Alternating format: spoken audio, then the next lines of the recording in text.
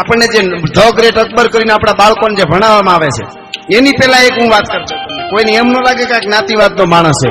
એક ઝટકામાં ભારતની આન બાન ને શાન ઊંચી કરી દીધી એવા ડોક્ટર અબ્દુલ કલામની જનતાને મારા 100 સલામ છે. ભલા માણસ, આમાં ક્યાં જ્ઞાતિવાદની વાત આવી?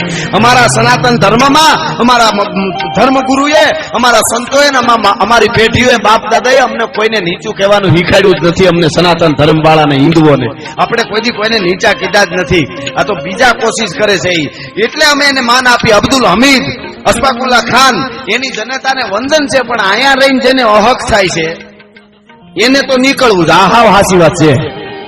हाँ, ये आया 15 मिनट के लिए पुलिस को हटा दो, ऐसा कर देंगे वैसा कर देंगे. तारी पेटियों मथे 1300 वर्षથી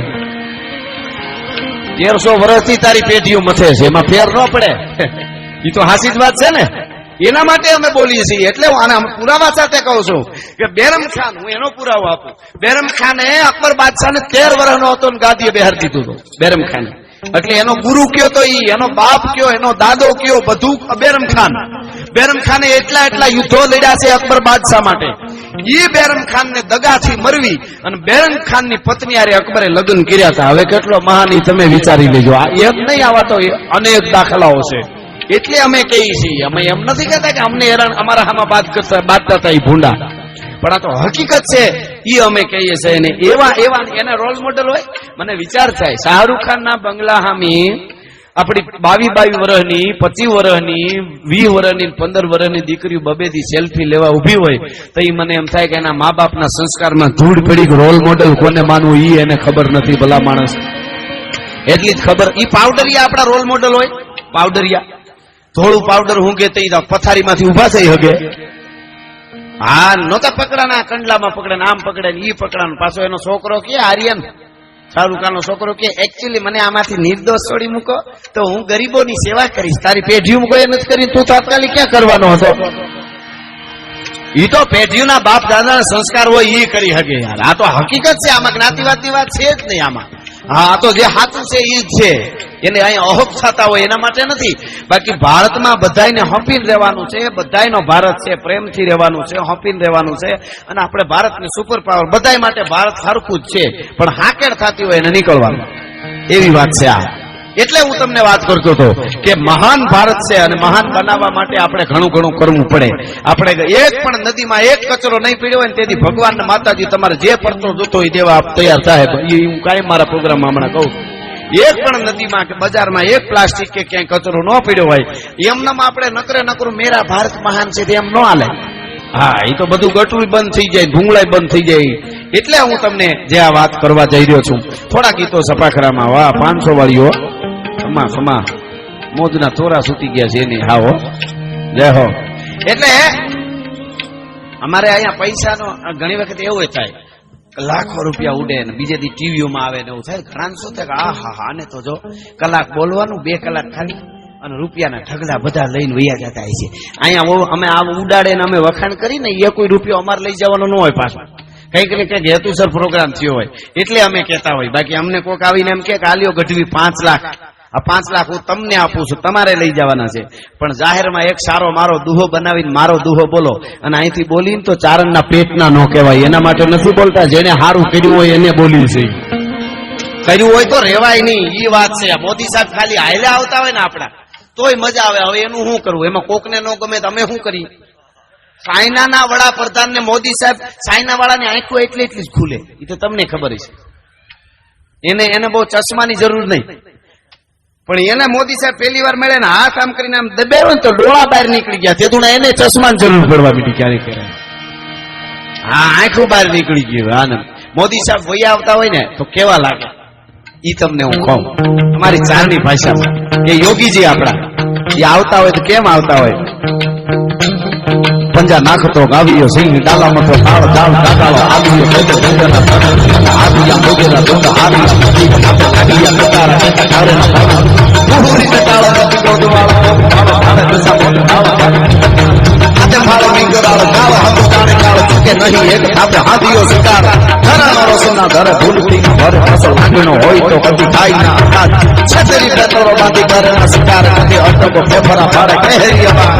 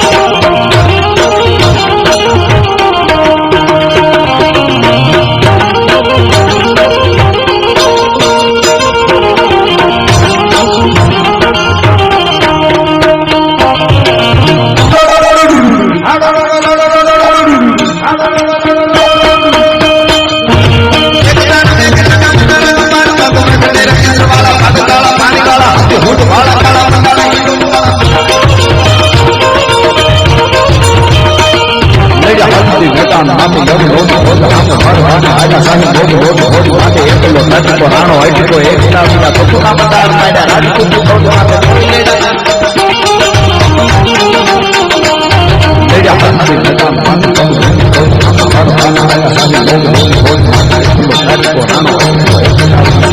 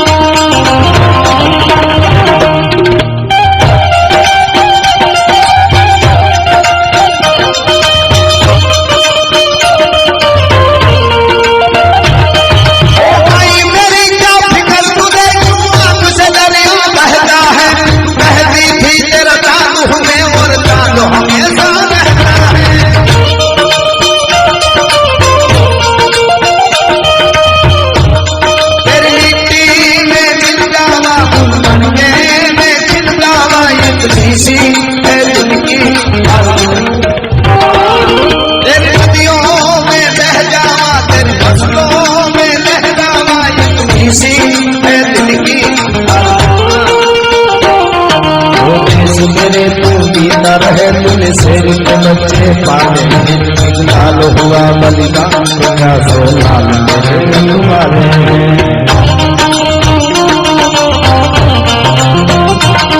ओ मेरी जमी महबूब मेरी मेरी नस नस में तेरा इश्क बहे पीना न पड़े कभी रंग तेरा जिस्मों से निकल के खून कहे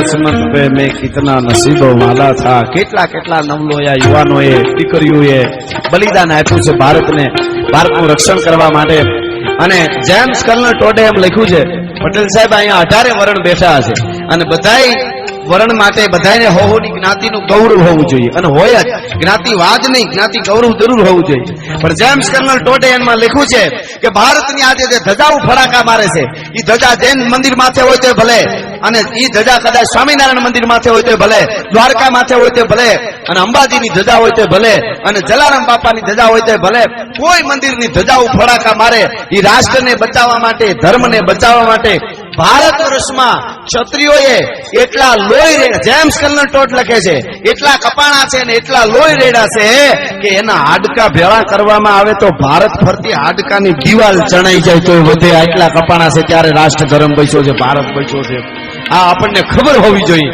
એમનેમ નથી થતું એમનેમ ધર્મ બચે ને રામ જન્મ લાગે કપાલ જન્મ નો લાગે તું ને એમ ધૂનું લગતી છે એના માટે તો ધગધગતી ધારામાં ઉતરી જવું પડે ચિત્તોડના કિલ્લાની માલિકો 10-10, 11-11 વર્ષની દીકરીઓ માથે ઓઢણી ઓઢી હોય અને રાજપૂતાણી એમ કહેતી હોય દીકરી કે માં મોટી માં દાદી તમે ઉભી રહ્યો હવની પહેલા અગ્નિમાં મારે ખાબકવું છે અગ્નિને ખબર પડે કે રાજપૂતાણીની જ્વાળા અગ્નિ કરતા અગ્નિ પડે ત્યાં ઠંડી પડે ભલા માણસ એની જ્વાળા કરતા ઈ વાત છે તો આ તો દરેક સનાતન દરેક હિન્દુને ગૌરવ થવું જોઈએ આનું દરેક જ્ઞાતિને અને દરેક જ્ઞાતિએ કંઈક ને કંઈક ભોગ આપ્યા છે ત્યારે ભારતનો આવડું રાષ્ટ્ર આપણી જૂનામાં જૂની સભ્યતા હજી હચવાણી છે એમને હચવાતું નથી ઘણું કરવું પડે અને ધર્મગુરુઓને પણ એટલી મોટી વાત ચાણક્યની ઓલી વાત મને ગમે છે સાઈનીજ ઇતિહાસકાર જયારે આવ્યા પહેલી વાર ભારતની ધરતીમાં એ વખતનો અખંડ ભારત અને એ ચાણક્યને મળવા માટે આવ્યા કે જે